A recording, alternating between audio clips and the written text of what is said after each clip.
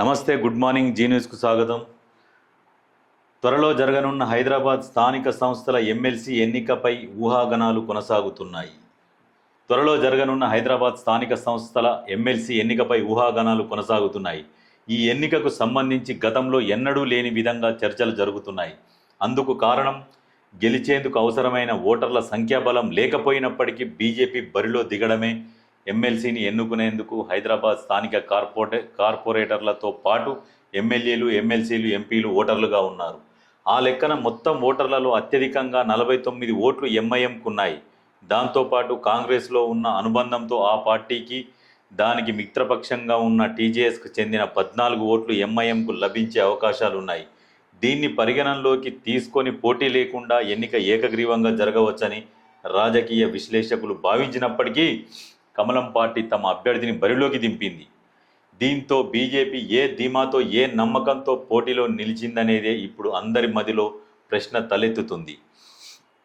అంటే బీజేపీ ఉత్తగానే అయితే దిగదు, ఖచ్చితంగా ఎవరిదో ఒకరిది మద్దతు మాత్రం ఖచ్చితంగా ఉండి ఉంటుంది. ఉంటేనే బీజేపీ దిగుతుంది, లేకుంటే దిగదు. ఎవరి వైపు? మరోవైపు కాంగ్రెస్, బీఆర్ఎస్, బీజేపీ ఈ మూడు దేనికవిగా మిగతా రెండు కలిసి పనిచేస్తున్నాయని ఎంతో కాలంగా ఆరోపణలు చేసుకుంటున్నారు, విమర్శలు చేసుకుంటున్నారు. మిగతా రెండు ఒకటేనని, తమ పార్టీ మాత్రమే వాటికి వ్యతిరేకంగా ప్రజల కోసం పనిచేస్తోందని మూడు పార్టీల నేతలు అంటున్నారు. ఈ నేపథ్యంలో ఈ ఎన్నికలో ఎవరికి ఎవరు మద్దతుగా నిలుస్తారో, ఎవరిని వ్యతిరేకిస్తారో తెలియని పరిస్థితి నెలకొంది. అంత నమ్మకం లేనిదే బీజేపీ ఎందుకు పోటీలో ఉంటుందని, మిగతా పార్టీల నుంచి తగిన హామీ లభించి ఉండవచ్చని భావిస్తూ వారు ఉన్నారు. ఈ ఎన్నికను సైతం ఆయా పార్టీలు, ప్రజలు పార్టీల పరంగా చూస్తున్నప్పటికీ పోటీలో ఉన్న అభ్యర్థులను కానీ, ఓటర్ల జాబితాలో కానీ వారి పేర్లు, చిరునామాలు తప్ప ఏ పార్టీయో వెల్లడించరు. కనీసం ఏ డివిజన్ కార్పొరేటరో కూడా జాబితాలో ఉండదు. విప్ వంటివి వర్తించవు. దీనికోసమే బీజేపీ దిగింది అన్నట్టు. అయితే ఎవరికి ఓటేసిండ్రు అనేది కూడా తెలియదు కాబట్టి బీజేపీ దిగింది. అంటే బీజేపీ ఆల్రెడీ మాట్లాడుకున్నది. ఎవరున్నారు ఇంకా అక్కడ మాట్లాడుకోవడానికి? బీఆర్ఎస్ ఉన్నది. బీఆర్ఎస్ పోతుంది, బీజేపీకి గుద్దుతుంది. ఇప్పుడు క్లియర్ పిక్చర్ అర్థమైపోతుంది అక్కడ. అంతేకాదు, జిహెచ్ఎంసీ పాలక మండలిలో సైతం పార్టీ మారిన వారు ఒకే చోట కూర్చుంటారు తప్ప అధికారికంగా ఎలాంటి ఏర్పాట్లు చేయరు. జిహెచ్ఎంసీ ఎన్నికలు జరిగినప్పుడు మాత్రమే పార్టీల వారీగా అభ్యర్థులను పేర్కొంటారు తప్ప తర్వాత పార్టీ మారినా అధికారికంగా దాన్ని ప్రకటించరు, పట్టించుకోరు. ఈ నేపథ్యంలో తమ పార్టీ అభ్యర్థికి కానీ, తమ పార్టీ అధిష్టానం సూచించిన వారికి కానీ ఖచ్చితంగా ఓటేయాల్సిన పరిస్థితి ఓటర్లకు లేదు. అందువల్లే బీజేపీ ధీమాగా ఉందని చెప్తున్నారు. ఇదే ఎవరికి వేయాలి, అట్లా దిశానిర్దేశాలు ఏమీ లేవు. నేను వేసినా అన్నా, నేను వేయలేదన్నా కానీ పట్టించుకునే మానవుడు లేడు, గుర్తుపట్టలేరు.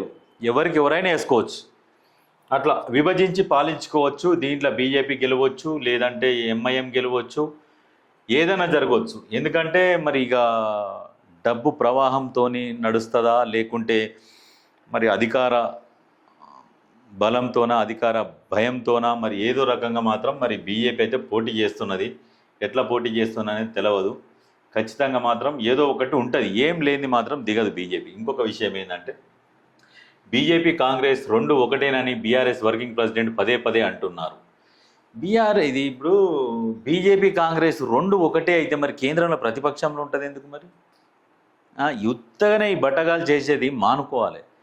ఎప్పటికైనా ఆ రెండే కదా. గత 25 సంవత్సరాల నుంచి కాంగ్రెస్కు ప్రత్యర్థి నేనే అనుకుంటా కొట్లాడుకుంటూ వస్తుంది బీజేపీ. ఇప్పుడు రెండుగా ఉప్పు నిప్పులాగా ఉంటాయి అవి. అట్లాంటి వాటిని రెండు ఒకటే అంటే ఎట్లా? నువ్వు కొద్ది రోజులు కాంగ్రెస్తో కలిసి పనిచేసింది బీఆర్ఎస్, కొద్ది రోజులు బీజేపీతో కలిసి పనిచేసింది. గింటే బీఆర్ఎస్కు బీజేపీకి ఏమన్నా సంబంధాలు ఉంటాయి, కానీ కాంగ్రెస్కు బీజేపీకి అనేది అది అబద్ధం. చెప్పినా కానీ ఎవడన్నా నమ్మేటట్టు ఉండాలి. ఏరినా ఎత్తేసినా అది దానికి అందం సందం ఉండాలి. అయితే ఒకటేనని అంటున్నారు. కాంగ్రెస్ మద్దతు ఎంఐఎంకు ఉంది. జిహెచ్ఎంసీ స్టాండింగ్ కమిటీ ఎన్నికల్లోనూ అది వెల్లడైంది.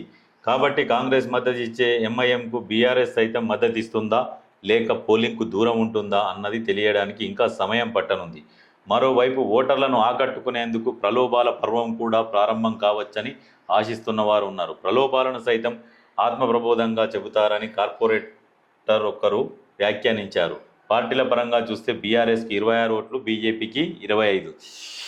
అంటే బీజేపీకి 25, 24 ఎంత? 49. ఇక్కడ ఎంఐఎంకి ఎన్ని ఉన్నాయి? 49. అంటే బీఆర్ఎస్ బీజేపీ కలిస్తే 49, అక్కడ ఎంఐఎంకు 49. ఇంకొకటి 2 అంటే గుంజేస్తారు మరి. బీజేపీకి నెయ్యితో పెట్టిన విద్య, అది వెన్నతో పెట్టిన విద్య ఖచ్చితంగా అంటే ఆ రకంగా ప్రయత్నం చేద్దామని ఆలోచిస్తున్నట్టురు. ఒకవేళ ఎంఐఎంకు కాంగ్రెస్ మద్దతు ఇస్తే ఎంఐఎంకు గెలిచే అవకాశాలు ఉన్నాయి. చూడాలి ఏం జరుగుతుంది ఏంది అనేది. ఇవి ఇట్లా ఉండాలి. ఇట్లా ఉంటాయి చూడు మెలికలు.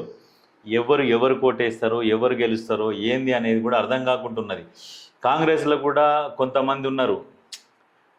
ఇప్పుడు కాంగ్రెస్లో కూడా మనం చెప్పలేం, కానీ కొంతమంది ఇప్పుడు ఎట్లా అంటే ఇప్పుడు వాళ్ళు సంపాదించుకోవాలని ఆలోచిస్తుంటారు. కార్పొరేటర్లకు కూడా ఉంటుంది కదా. ఇప్పుడు ఆ మధ్యలో ఎంపీటీసీలు ఎమ్మెల్సీలకు కోట్లు వేస్తేందుకు పోయినప్పుడు ఒక్కొక్కరు గట్టిగానే తీసుకున్నారట. మరి ఇప్పుడు కార్పొరేటర్ టైం వచ్చింది. కార్పొరేటర్లు కూడా మరి ఏం ఆశిస్తున్నారో ఆశించిన దానికి ఫలితం దాన్ని బట్టి ఓట్లు ఉంటాయి. కానీ ఎవరు గెలుస్తారనేది ఇప్పుడేం చెప్పలేము, తెలుస్తుంది.